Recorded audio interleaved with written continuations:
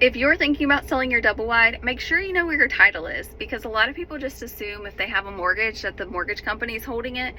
That is not always the case.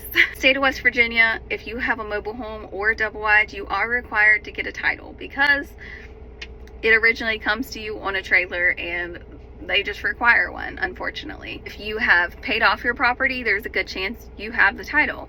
If you have a mortgage, there's a good chance the mortgage company is holding it. However, I've had scenarios before where people will call their bank and the bank's like, you know, actually, we don't have it. We don't know where it's at. Not a good time. And if you're already under contract, it can delay the transaction if you don't know where it's at, if you have to track it down. If it's never been transferred, then you have to get previous owners to sign to you. So here's what I suggest. If you don't know where it's at, start by calling your mortgage company, see if they're holding it. If they are, fantastic, it'll be transferred at closing. Mortgage company says, we actually don't have it. Then I would check with the DMV to see if it's been canceled. A title that's been canceled is great news.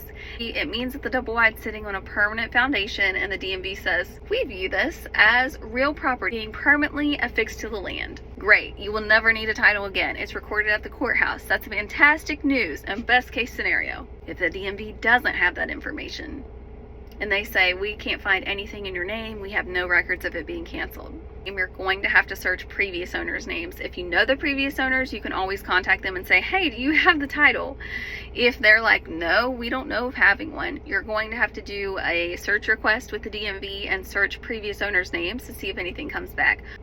A lot of scenarios I have had where someone doesn't have the title, the original owner never signed it over to begin with, so we've had to track the original owner down. Sure enough, it's still on file with the DMV as the original owner.